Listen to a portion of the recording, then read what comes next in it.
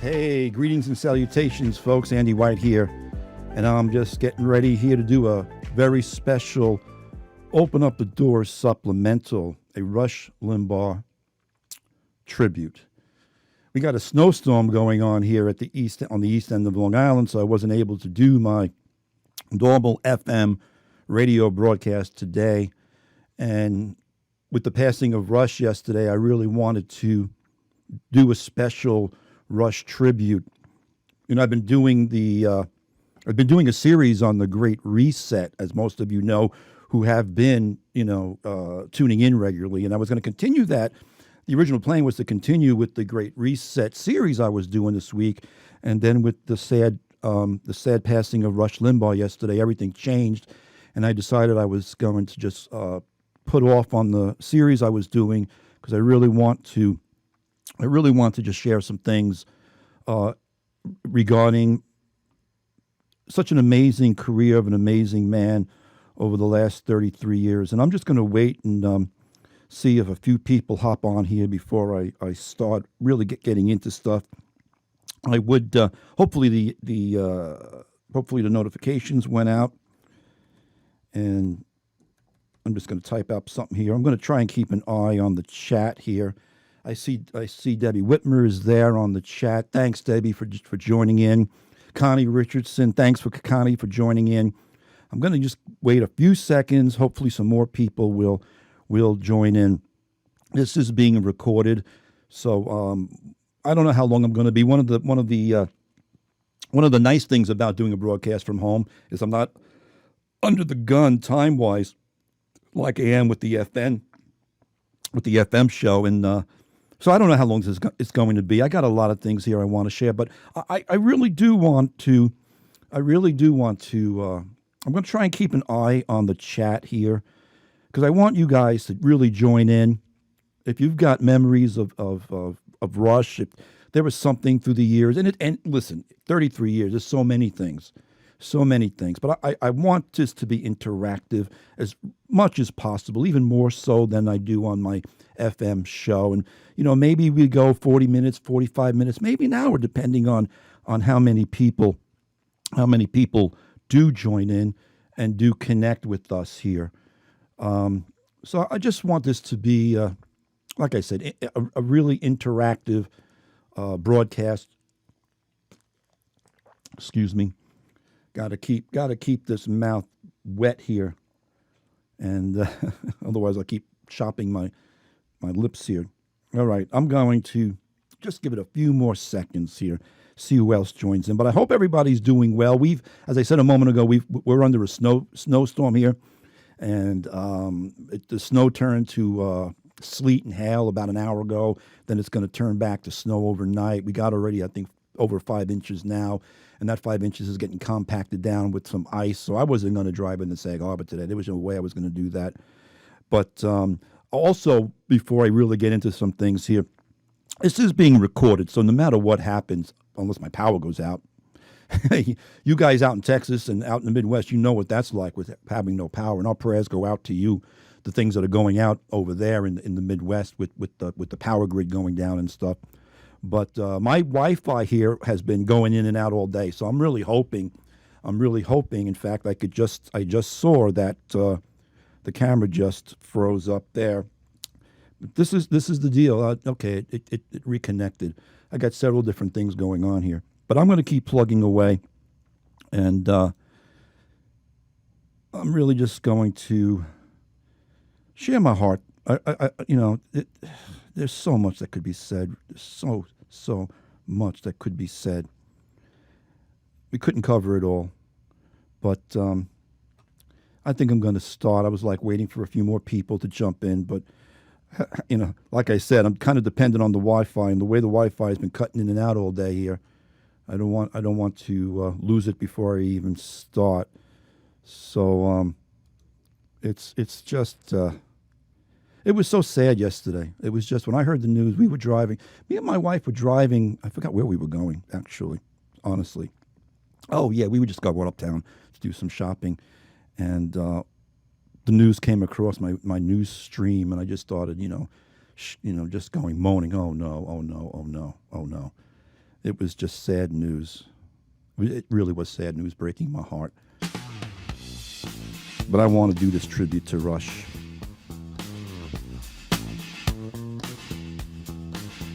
And no, I'm not pretending to be Rush, pun intended, because we all know that this was Rush's theme song from The Pretenders. But I'm not pretending or even imagining to try and fill his shoes. Nobody could ever fill his shoes. Those are shoes no one will ever be able to fill. But today I do really just want to take a few moments to pay tribute to a guy who had a profound impact on America, and even more personally, he had a profound impact on me as well. Folks, I can't imagine radio without Rush Limbaugh. Rush, he was a true American patriot. He believed in the American ideal. He passionately believed in the core, foundational, and traditional values of what it means to be an American. What it means to be a conservative and a Christian American, holding to the Christian values of God, family, and country.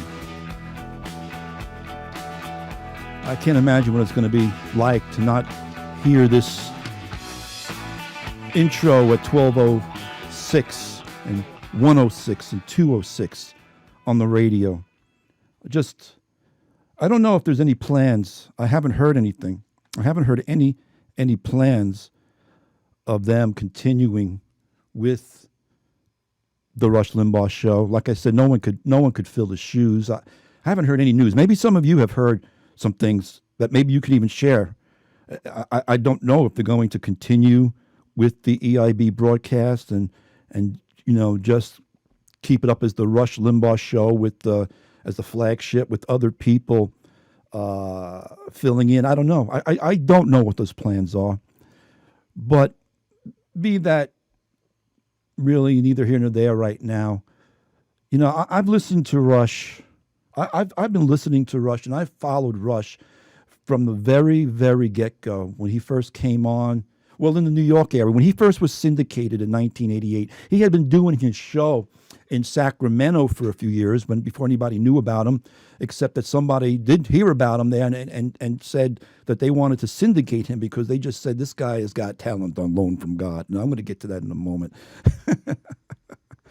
But when he got syndicated and he came on to ABC Talk Radio here in New York, which was the flagship station for the syndication for many years. I worked doing landscaping, and we would listen to Christian broadcasting all morning long, and then at noontime we'd take a break and we'd flip the radio around a little bit, and all of a sudden we started hearing this guy, Rush Limbaugh. It was 1988, 33 years ago. And he just caught our attention. He caught my attention immediately. I got saved in 81. So my worldview began to change. But when I was a young guy and I was first born again, I had those youthful liberal leanings. Most of us were pretty liberal when we were young. And, the Word of God began to really obviously change me and change my worldview.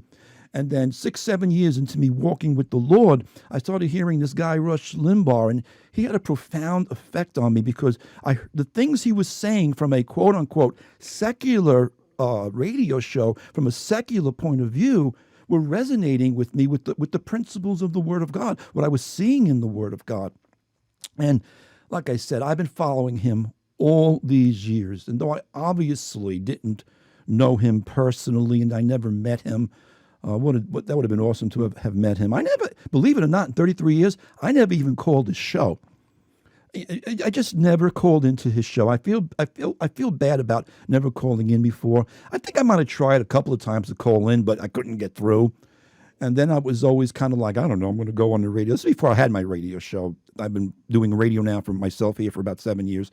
But back then it was like, I don't want to go on the phone and talk to Rush Limbaugh. I mean, this guy's got an intellect, 10 times more than me, and I don't want to embarrass myself all across the fruited plain talking to Rush Limbaugh on the radio. So I was always kind of afraid to call in, and I never called in.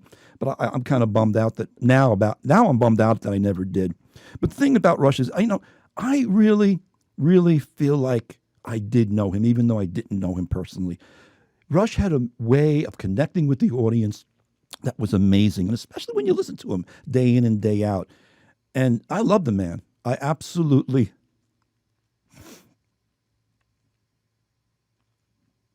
You might think it's a little odd to see somebody maybe getting choked up over somebody you didn't know. But it's like I did know him. You might think it's odd that you could love someone that you never met. His detractors don't understand that, obviously. But those of us who have listened to Rush through the years, we get it because we listen to him. I listened to him day after day for 33 years. I'm not going to say I listened to it every single day. Of course, there were 1 or 2 or 3 days in a week I didn't listen to him because I couldn't get to the radio. But essentially, for all intents and purposes, I listened to him at least once or twice if I couldn't get to him every day of the week for 33 years. And I am smarter because of it. I am bolder because of it. I'm a better critical thinker because of listening to Rush Limbaugh on what he dubbed his show as the Limbaugh Institute for Advanced Conservative Studies. Oh, you got to love it. For those of you who know Rush, you do love it. Because it was like going to school. It was like going to a university. It was like going to an institute for advanced conservative studies because he had a way of explaining things. And I'm going to get into that in a moment.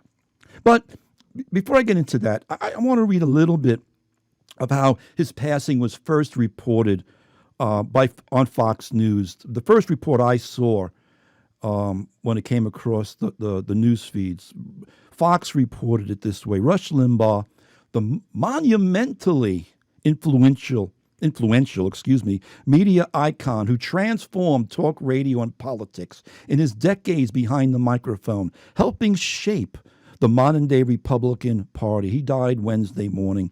Yes, we know. At the age of 70, after a battle with lung cancer, his family announced. Yeah, and it was his wife who went on the show. Nobody knew. I don't think, outside of his family, nobody knew he had passed away. Mark Stein was supposed to fill in for him on Wednesday. Mark Stein and others have been filling in for Rush on and off over the last couple of months when Rush would try and get into the broadcast once or twice a week. But as he got weaker and weaker because of the chemo, because of the lung cancer. But yesterday his wife made the announcement.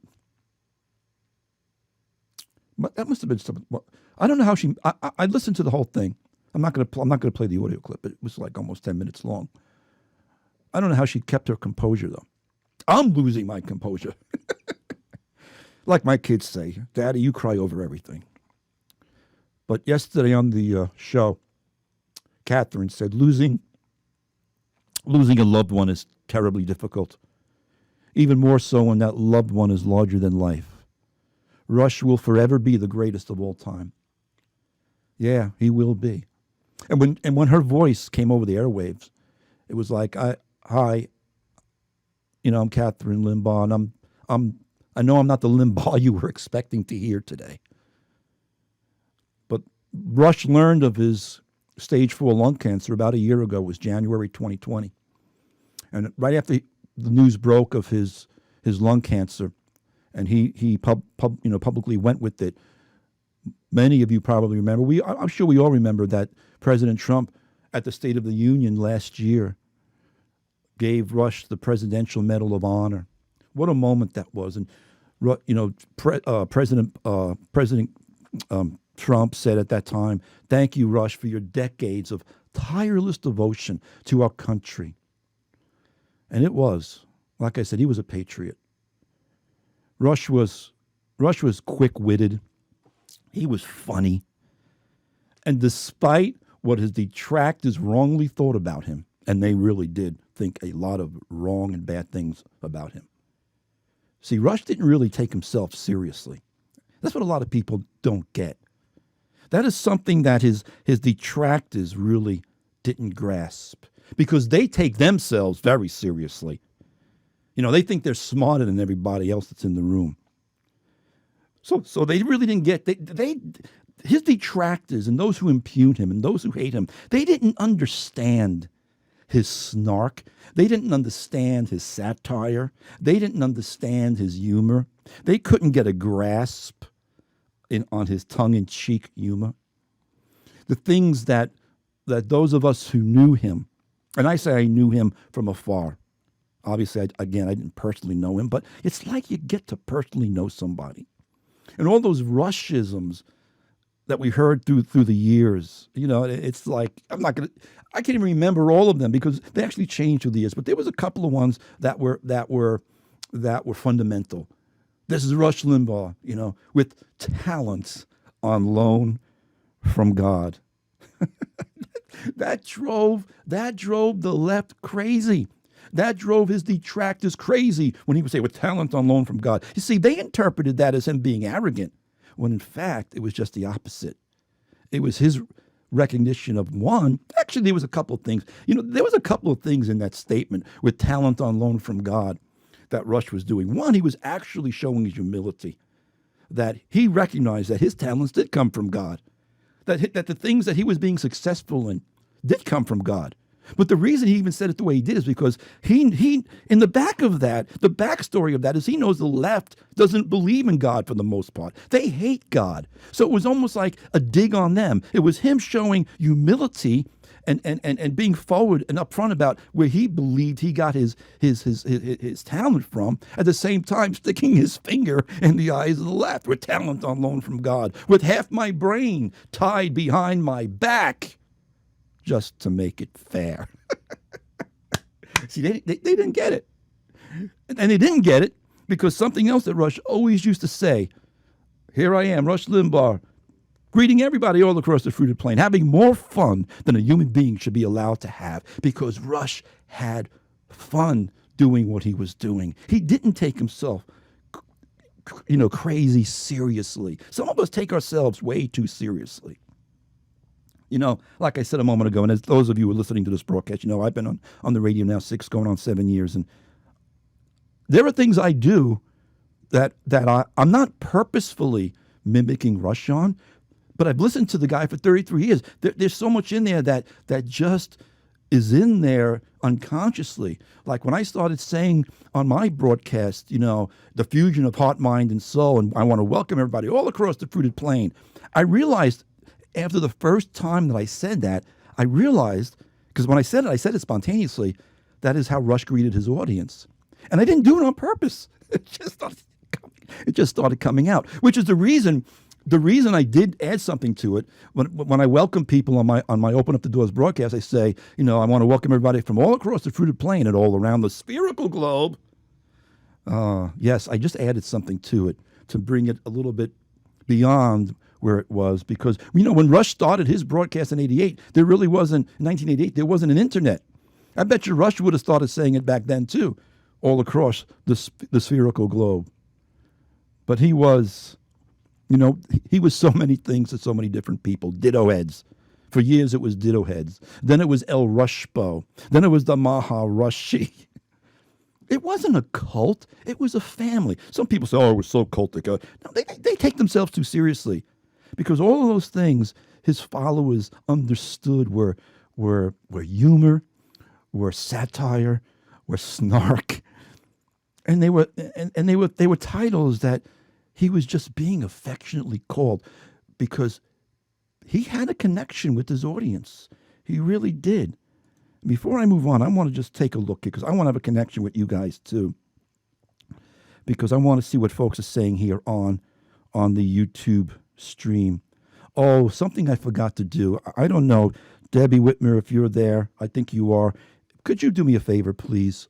I meant to do it, and I got caught up with so many other things here. Could you please just share this link for this YouTube on the Open Up the Doors Facebook page? And any of you who are listening to this broadcast, if you can share it into your streams, invite people to this broadcast, and get other people here to jump in and share their memories of Rush. I want to see if anybody here. Marsha said, Marsha's my wife, by the way.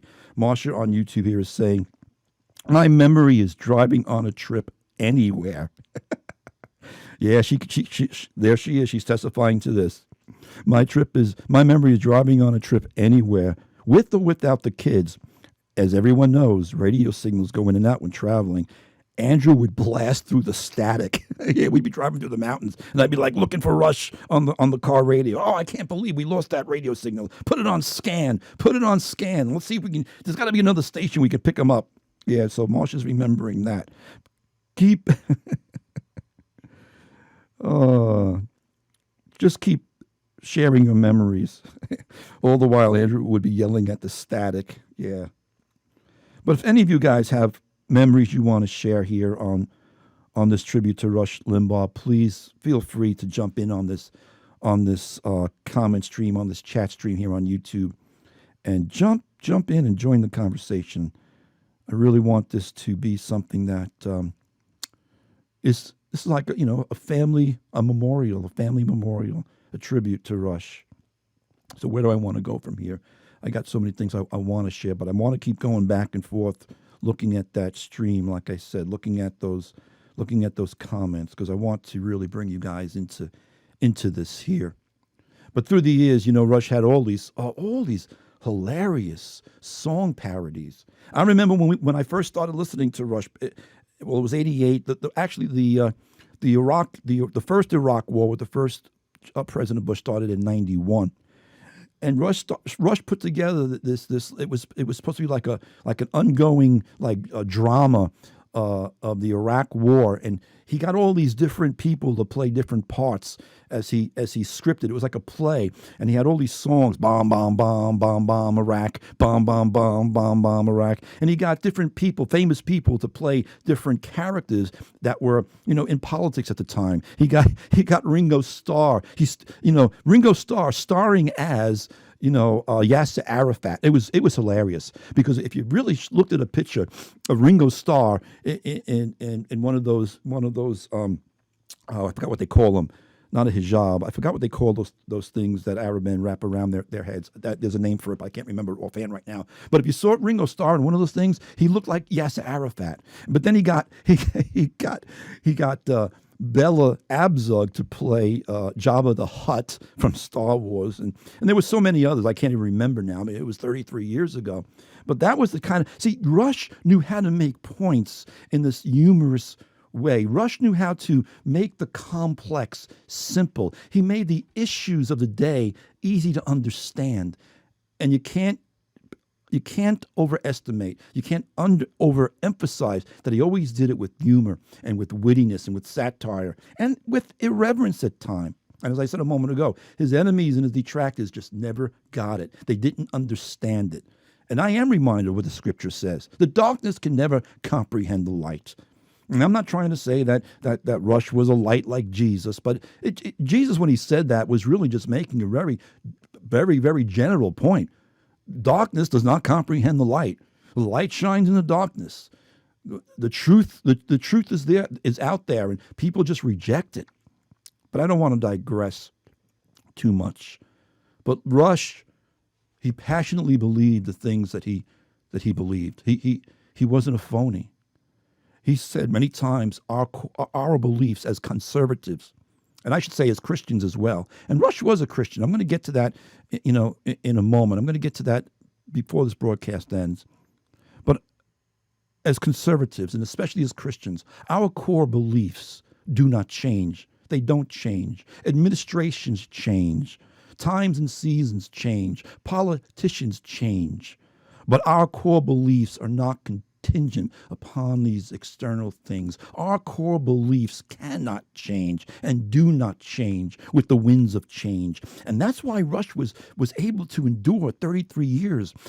People said after he was on radio for the first 8 years now, and after Bill Clinton had served out his 2 terms, everybody thought that Rush was big and popular and made it and was successful because he was always picking on the Bill Clinton administration, on Hillary and Bill. No, Rush's success didn't come from what was going on externally. Rush's success came on from what he believed internally, because it wasn't a shtick.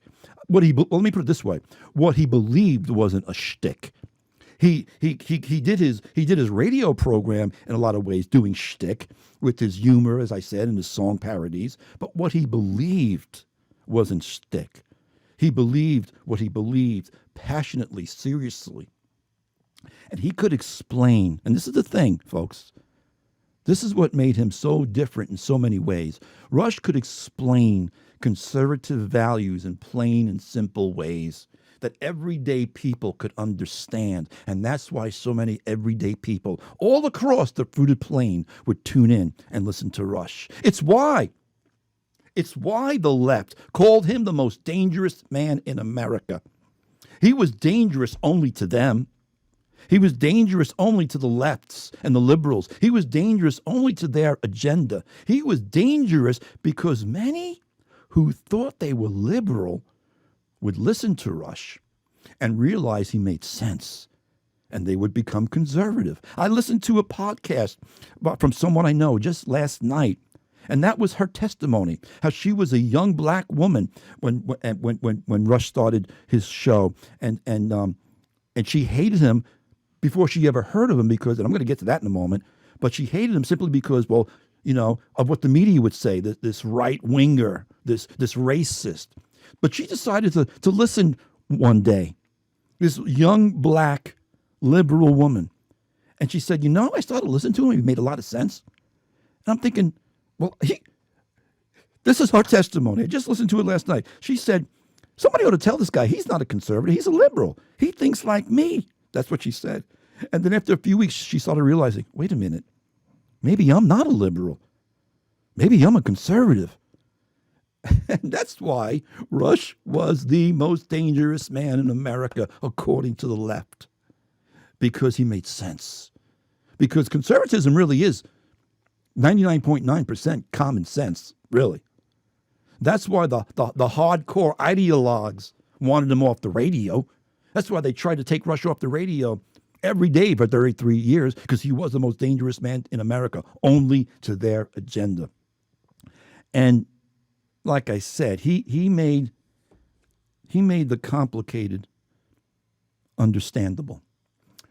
In 1992, Rush came out with his first book, right here. I'm going to show it to you. See this? Let me get it in front of the camera here. Look, I got to get this in front of the camera. Here we go. I bought this book when it came out in 1992. Look at how young he was. Little baby-faced, pudgy guy. This was his first book, The Way Things Ought to Be. It's an amazing book. I want to read to you from the first chapter, the second page of the book, because this was like a conservative manifesto. And I don't know if you've ever read the book. It's dated now. I mean, he wrote it in 1992, so a lot of it is, relating to stuff that was going on back in 1992 to 1980s. But there's still stuff in this book that is worth reading if you've never read it, because it's the principles of conservatism. It's the things that taking the complex and making them simple. But I want to read this portion of what he was all about. I really do. And I want you to please hang with me. I know Rush always used to say this. Rush said all the time, I don't like reading stuff on the radio because reading stuff on the radio is boring. That's one thing I got from him years ago. He would try and quote stuff as best he could, and he would read short quotes from newspapers. But he loathed reading stuff from books. So I'm kind of violating a basic Rushism. But I want to read this because this is like a conservative manifesto, and this is what he believed. And when he wrote his first book, he literally did it in the first chapter, on the first page, practically second page. And this is what he wrote in his first book, The Way Things Ought to Be. I believe in specific ideas, and I believe that those ideas have consequences. How many times on my radio show have you heard me say ideas have consequences? I don't know if I subconsciously got that from reading this book or not, but that's what he says right there off the bat. I believe in specific ideas, and I believe that those ideas have consequences. I believe in the individual, in less government, so as to allow that individual maximum freedom to create and achieve. That societies which are founded on restraining the government rather than restraining individual, they're optimum. That the individual is smart enough to solve his own problems and does not need to depend on big government for resolution of all his problems. You see, that's what leftists believe. That's why they hated him. My belief is in individuality and limited government. And my belief in individuality and limited government does not preclude me from advocating the requisite amount of governmental authority to ensure law and order in our society, that our ability to enjoy peace vis-a-vis other nations is directly related to our military strength, that the best way that we can hope for in an imperfect world will most likely be achieved by maximizing individual economic and political freedoms, and conversely, that social utopia cannot be achieved through governmental largesse and socialistic redistributions of wealth. That compassion, I reread this last night, and I paused, and I said, man, he's so right. He says here that compassion is not defined. Let me reread that. Compassion is defined not by how many people are on the government dole, but by how many people no longer need governmental assistance. That political and economic freedom are inextricably intertwined, that society owes its citizens equality of opportunity but cannot guarantee them equality of outcome, that strong, wholesome family values are at the very core of a productive, prosperous, and peaceful society, that those values cannot be instilled by government but can indeed be sucked dry and eliminated by well-intentioned but destructive government programs, that human life is sacred, and that God placed man in a position of having dominion over nature. A lot of people sort of, I don't want to use the word complained, but a lot of people would remark through the years that Rush, he didn't talk enough about his faith on the radio, that he didn't talk enough about religion or God on the radio. But that doesn't mean he didn't have it. Like I said, I've listened to Rush for 33 years. There were times he did talk about God on the radio. There were times that he did, take a caller who would actually pose that question to him, like, Rush, why don't you talk more about Jesus and about the Bible? And Rush would always say, listen, I'm not a theologian. Rush said, I'm a talk show host. I'm not a theologian. I'm not a priest. I'm not a pastor. He would say, this show isn't about faith per se. I'll talk about it like we are right now, but that's not what the show is about. That's not. He goes. No, I believe in Jesus. I believe in the Bible, but that's not something that this show is about. And I always respected that. He wasn't trying to be something that he wasn't, and because of that, that doesn't mean he didn't believe, because he did believe, and he hits that belief on page 2 of his first book. He says, "I believe that human life is sacred, and that God placed man in a position of having dominion over nature." Well, that's Genesis, folks. That environmental awareness is healthy, but that apocalyptic environmentalism based on disinformation and hysteria is destructive to society and man's best interests. I believe that racial relations will not be enhanced or prejudice eliminated by government edict. I believe that there is one God, and that this country was established with that foundational belief, that our morality emanates from our divine Creator, whose laws are not subject to amendment. His laws are not subject to amendment, modification, or rescission by man, and that certain fundamental differences between man and woman exist in nature. He said this 30 years ago. Look where we are today with this transgenderism nonsense. Rush said that men and women are not at war, but the left makes them be at war. Men and women are not at war, and that their relationship should not be redefined by those who believe that we are. That the meaning of the Establishment Clause of the First Amendment should not be stretched beyond its intended dimensions by precluding voluntary prayer in our public schools. That the United States of America was founded on the beliefs I have just enunciated, and that it is the greatest nation in the history of the world, and that the USA is the greatest nation, not because Americans are inherently superior, but because its government was founded on principles which we seek to allow and maximize individual achievement. And there are chapters in this book that, like I said, some of it would be dated because of the time, but he talks in chapter 6, he talks about abortion being our next civil war. He talks about, in chapter 25, religion and America, they do go together. So again, if you've never read Rush's first book, I know it's dated, it's still worth the read. It really is. I'm going to check the comment stream here now. I know I was reading that and I lost track of who was maybe commenting. So I'm going to, like I said, I want to make this as interactive as possible. Are there any more comments here? Come on, folks. I don't see anything new. I wonder if I got to refresh this. I don't see anything new here. But please continue to input as you may want to. Where do I want to go from here? Oh, you know what? Let me go back to. I picked up something. I saw something, and I put it in the program here. I mentioned it earlier, where he says, "With talent on loan from God." I saw this really, really cute cartoon. I'm going to pop up on the screen there. It really kind of said it all. Let me get this up there. You see in this cartoon here, Rush at the gates of heaven. And Rush is saying, "I've come to return this." I've come to return this. And he's holding a book that says talent. With talent on loan from God. Dear Brother Rush went home and gave his life's work back into the hands of him who gave it to him. I just like that picture. I thought it was cute. I hope you're able to see it there on YouTube. One of the things that I want to touch upon,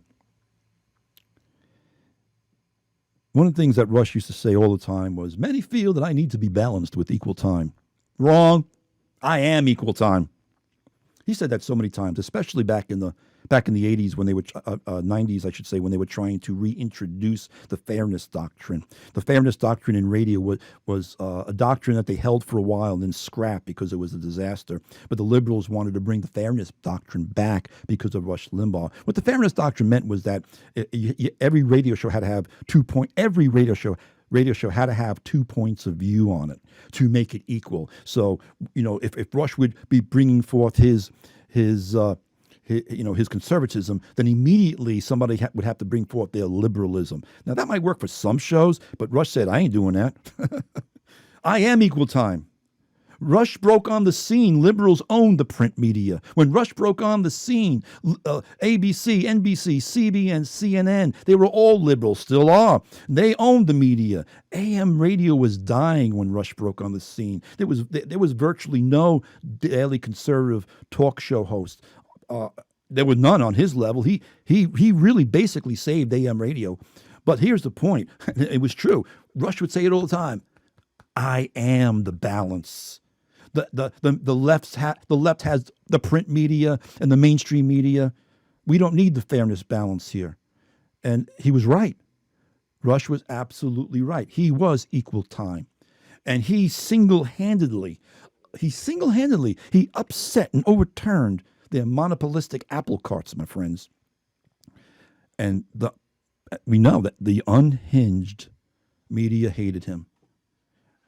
And most of the hate on the left is based solely on ignorance. I want to touch a little bit upon some things here just for the sake of it, because I don't want to give them any due. But yesterday there was so much ugly hatred going across Twitter and Facebook, the liberal media, the liberals, the leftists, dancing on the grave of Rush Limbaugh. I mean, saying very, very, very ugly things. And I came across one comment. And to me, because I knew this already, I've gotten into arguments with some of my liberal friends regarding Rush Limbaugh, because they would say things that I knew they were so wrong. They would parrot things they heard in the media. I know they weren't watching Rush. But I came across a typical example yesterday of the ignorance and the mindlessness of these haters. And somebody had tweeted out, although I do not listen to his show, for the bile that he spews. Wait a minute. If you don't listen to his show, then what is your basis for accusing him of spewing bile? The bile was spewed by other disingenuous haters? You're listening to hearsay? You're listening to the drive-by media? You're listening to what others are saying about him? You can't possibly say you don't listen to his show and then turn around and say because of the bile he spews, because if you listen to his show, you'd know he didn't spew bile. But see, all these people, they're just hate-filled talking heads. These hate-filled liberal talking heads in the media, they're punks. They really are. They're an illegitimate source of information. They didn't know Rush. They didn't want to know Rush, his haters and his detractors. And they only created their own echo chamber for a false narrative and a caricature that they themselves created. These ignoramuses on the left, they're hateful. They're smear merchants. They don't deserve to be acknowledged. I tried to stay away from all of the negative stuff that was being pumped out by the media yesterday because I knew it was ugly, and I knew it was, like I said, they don't need to be acknowledged. But I'm saying it for this reason, because their unhinged criticism of Rush, it was always based on groundless and false accusations, and it was always all of their accusations, all of their the things that they would misquote, was always predicated on their complete and utter mischaracterization of the things he would say. They always grossly took things out of context. They wouldn't do their most basic journalistic homework. I mean, you could find out the things he said real easily. He was on the radio every single day for 3 hours. You can go back and listen to the archive. Rush would often, after the media would grab hold of something that he supposedly said, he'd always go back to the archive and say, "Did I say that, folks?" And he'd play the clip. Journalists don't do that. They're not doing that. They won't bother to do their homework. They'll just continue to run with their falsehoods. Like the time, and this is a great example because this is the poster child of a great example. When the media went apoplectic back in whatever it was, 2006, 2007, probably 2008 it was, when Barack Obama was first running for president in his first term. The press reported that Rush had said that Barack Obama wasn't an authentic black man, and they made a big stink and a big hoopla. The problem is, Rush was only quoting and commenting on what the so-called black leaders at the time were actually saying about Barack Obama. Ironically enough, and folks, you could look this up. You can do the Google searches and you can look it up. I kid you not. Because ironically enough, it was a representative from Illinois whose name was Bobby Rush. That's how ironic this gets. They were reporting that Rush called Barack Obama not a real black person, except it wasn't Rush. It was Bobby Rush, who actually first used the phrase about Obama not being, quote unquote, authentically black. Al Sharpton said it. It was literally Sharpton and other black leaders who questioned Barack Obama's blackness at the time. That's fact, that's history. But when Rush began to report, whoops, getting excited, he almost kicked over my monitor. But when Rush began to report on that, the media called him a racist and a bigot. And I remember this clearly. I was listening to the show pretty much every day back then. I remember this going on. He would play a parody song. It was funny. Barack the Magic Negro. It was set to the tune. Now, he didn't write these songs. Other people wrote these parodies, but he would play them. And somebody wrote a parody set to the tune of Puff the Magic Dragon. I don't know if some of you remember that. Barack the Magic Negro. And I don't remember the lyrics. It was hilarious. And it was sung in the voice of Al Sharpton. The media went nuts. They excoriated Rush. Except, again, here's the problem. The lyrics of this parody actually were referring to a Los Angeles Times op-ed published called Obama the Magic Negro. Yeah, folks. Again, it wasn't Rush who did it. He was using satire and comedy to put back in their faces what they themselves were saying. It was a Los Angeles op-ed piece, Obama the Magic Negro. Rush was literally quoting the parody song, putting into question Barack Obama's authentic blackness. I remember this. I remember whether it was Sharpton or whether it was Jesse Jackson saying, well, Barack Obama is half white and he doesn't have slave blood in him. It wasn't Rush saying that. It was Rush reporting it. But when he would report it, as I said a moment ago, the media would say, he's so racist. These people are a joke. They would leave out the major details. That's why Rush called them the drive-by media. Rush, I think that's probably about the time that Rush started dubbing them the drive-by media. It was a very real reason that Rush dubbed the media the drive-by media, likening them to gang members engaging in drive-by shootings. The media would be quick to report on something, and in fact often misreport on a story, and the false narrative would get out there, but after the real facts come in and the media is shown to be wrong, they never come back and correct themselves. They never come back and correct the record. Never. The drive-by media. They just drive on to the next story, and you never get to hear the truth. Again, Rush was genius with this stuff. He would just call them out for what they are. And that's how the left and the media think about us as Americans. Think about us, deplorables all across the fruited plain. That's what they think of you and me. And Rush knew that. That's how they look upon America. But you see, Rush, he looked upon you and me, average, everyday Americans. Rush looked upon America as an ideal, much differently than the liberals and the left and the media.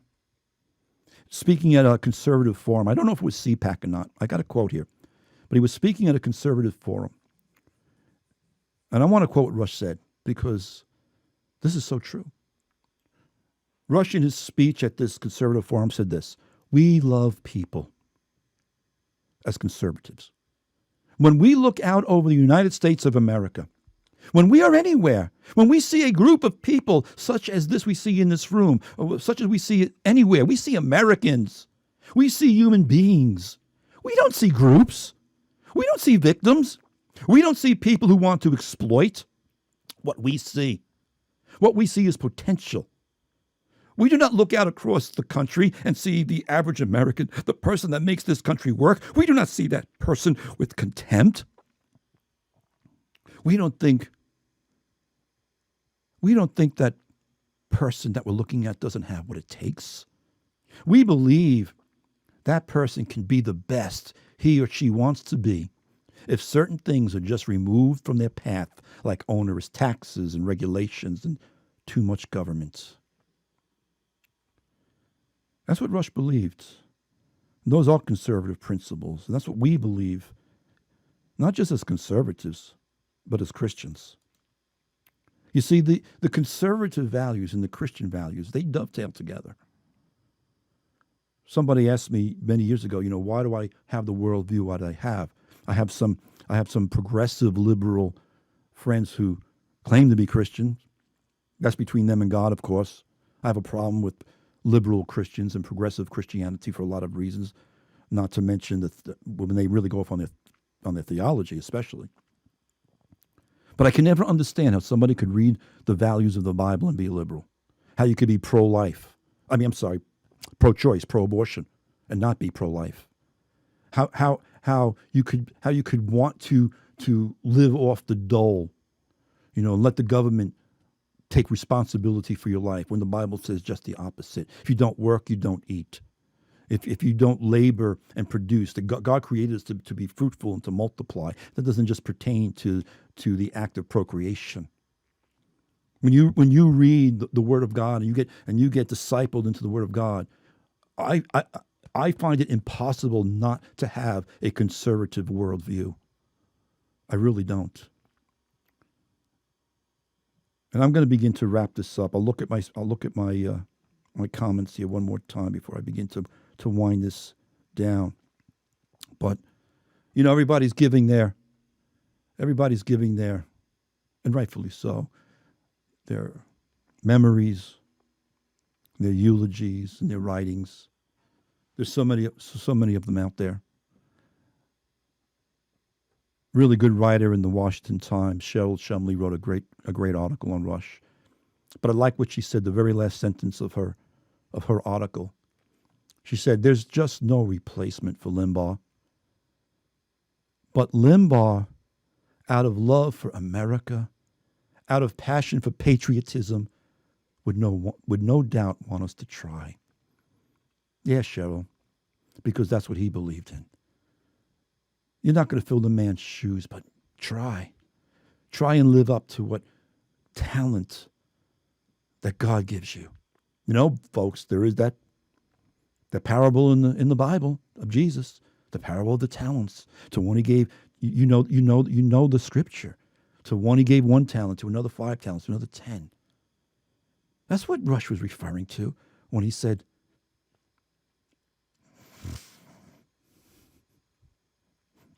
talents unknown from God. Be all that you can be. Pursue excellence. Excellence in broadcasting. That's what God gave him to do. God didn't give Rush the work of an evangelist. But Rush pursued excellence in broadcasting. He would want you to pursue excellence in whatever you do, because it's a scriptural principle. Laura Ingraham wrote another wonderful piece. She closed out her article with this. From that famous guitar lick, the Pretenders, at the top of every hour, to his final sign-off.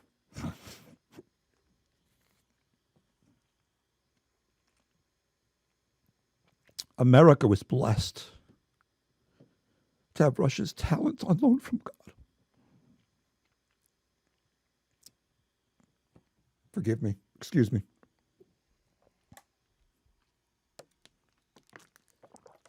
America was blessed to have Rush's talent on loan from God for as long as we did. But sadly, for those of us who will sorely miss his friendship and his reassuring voice, the loan was finally called in. There's a chapter in this book, Chapter 4, where Rush says, sometimes you have to demonstrate absurdity by being absurd. This is why a lot of people didn't get what he was doing, because he would mock them with things like, Barack the Magic Negro and different things through the years. He did so many different song parodies. But I was thinking about this quote again. Sometimes you have to demonstrate absurdity by being the absurd. By being absurd. For a couple of years on my radio broadcast, I did a little thing, a little section called the Theater of the Absurd. A couple of people have asked me recently why I haven't done one in a while. Well, for a season, I was finding some of the most absurd news that was out there and doing this Theater of the Absurd with the little theme song, a little circus song, and that whole thing was really something I did that was completely inspired by the things that Rush would do on his show to demonstrate absurdity by being absurd. Somebody asked me, why haven't you been doing that lately? Sadly, because everything's become absurd in our world. Absurdity has become normal. I should probably start doing a radio section because it's getting to a point where it's harder to find things that are normal. But I digress. I'm going to begin to to wrap this up right now with just a few closing thoughts. Rush was obviously and unquestionably successful in his life and his career. And he made oodles and oodles of money, hundreds of millions of dollars. Not sure if he became a billionaire. I meant to look that up. He probably did become a billionaire. But Rush was known for his generosity. There are stories I could tell that I know because people shared them. I know because I watched through the years the charitable things that he would do. He donated millions and millions and millions of dollars to causes that he found worthy. Things like what's that one organization, Tunnels to Towers or something, that helped pay off mortgages for people, and just so many things that Rush did. People that are well known, I'll leave them nameless because I don't know if they would want to share this. I heard some of these testimonies in private conversations from people that had firsthand knowledge of it, people that it happened to. But the times when Rush would help pay off people's hospital bills because they didn't have the health care, or the health care ran out. People who had heart attacks and their health insurance wouldn't cover it, and Rush literally paid off their doctor bills behind the scenes. But I was thinking about that, all the money he made and all the people he helped. He could afford the best. He could afford the best and the greatest health care available to any human being. And he got it. He got the best health care that man has to offer. But it wasn't enough. All his money, all his wealth couldn't save him. By the way, that's all legitimate. All legitimate. But I was thinking, we knew this past year that Rush had this lung cancer. And something inside of me felt like he wasn't going to die. He was going to beat it. I just felt like, and it wasn't a word from God. Obviously, it wasn't a word from God. But I just felt he's going to beat this. Rush is a warrior. Rush has beaten things in his life in the past. Everyone knows of the bout he had with his addiction to OxyContin back in whenever it was, the early 2000s, I believe. And he went and he handed over his radio broadcast for a month to people, and he put himself into a rehab center, and he beat his addiction to OxyContins. But all the money in the world, he wasn't able to beat this. Which leads me to here. Because here is where Rush's greatest success was. And here's where I want to leave you, for those of you who are still with me, those of you who might be listening to this at a later date. Here is where Rush's true healing and true salvation lay. Not in the millions and billions of dollars that he had, not in the best health care that he had, not in all of the good things he did, and they were good things, in charitable things. Those are all good things, but Rush's greatest success, and he knew it, and he talked about it in his last days. His greatest success was that he knew that he placed his life in the hands of Jesus Christ. To the very end, Rush publicly credited his faith in Jesus with getting him through these last days, these last and difficult days of his battle with cancer. And I want to quote what he said in one of his last shows. In fact, it was his Christmas Eve show, or the day before Christmas Eve. I heard him say this because I watched that broadcast. And it warmed my heart. Rush said, I have a personal relationship with Jesus Christ.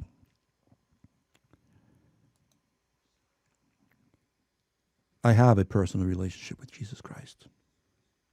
It is of immense value and strength and confidence And that's why I'm able to remain fully committed to the idea that is, I am able to remain fully committed to the idea that what is supposed to happen will happen when it's meant to be. Amen and amen. Our life and our times are in his hands. It's one of my life verses out of the Psalms. Our life and our times are in his hands. And each and every one of us, to some degree, to some measure, we all have talent on loan from God. Use the talents that God has given you to be a better person, to be a better neighbor, to be a better Christian, because that's ultimately what it's all about. Our hope, our salvation is in him, in Jesus Christ. And I'm going to close out this tribute to Rush Limbaugh. And I want to ask you to please don't walk away yet. Watch this short little clip. It's a Selah moment. Thanks for tuning in. God bless you.